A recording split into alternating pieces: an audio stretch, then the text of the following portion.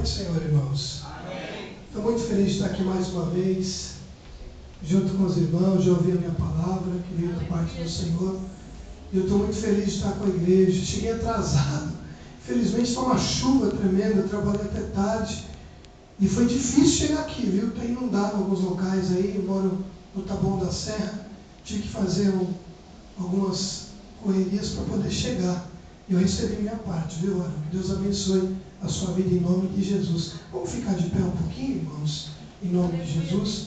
Eu quero ser breve, uma oportunidade de verdinho na flor, amém?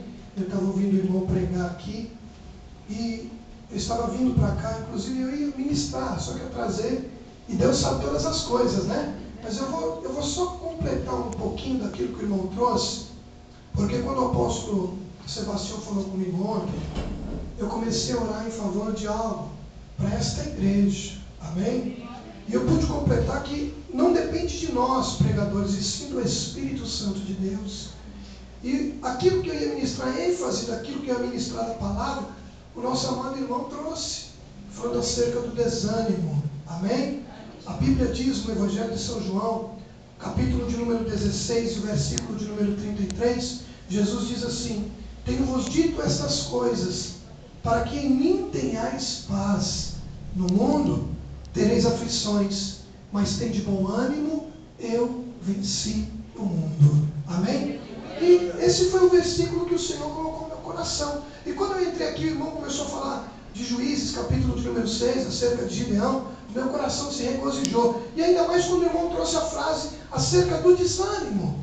Porque no dia de hoje nós vemos que a igreja, num tempo de festividade, era para estar cheia da presença de Deus. E muitas pessoas vindo buscar ao Senhor. Mas vem a chuva, vem a dificuldade. Nem todos vêm buscar ao Senhor. Nem todos têm a compaixão, o amor pela obra do Senhor. E muitos hoje, eles não querem servir ao abençoador. Eles querem a bênção. Amém? Nós não. Nós estamos aqui buscando a bênção do Senhor. E dentro desse contexto eu vejo muitas pessoas desanimadas.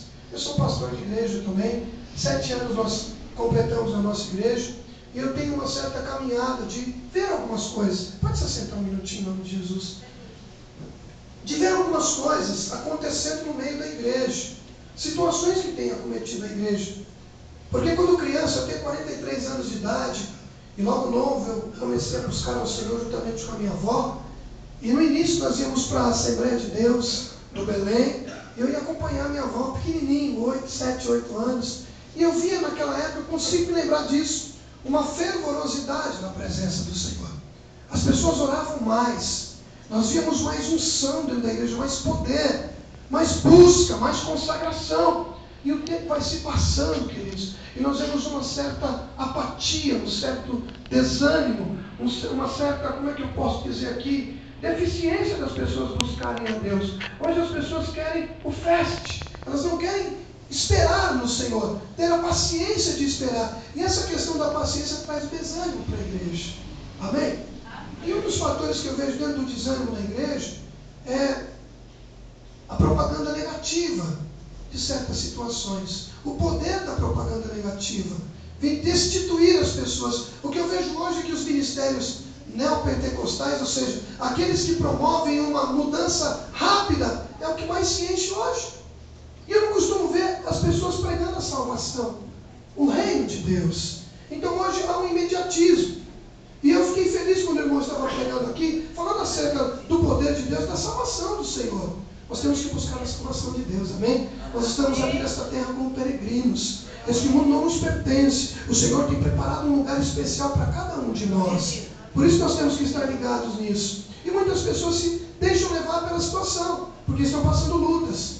Eu estava analisando um texto bíblico do Evangelho de São Marcos, capítulo de número 10, e do versículo de número 46 em diante, onde o cego Bartimeu, que estava em Jericó, ele ouviu falar acerca de Jesus, que vinha para Jerusalém e iria passar por ali.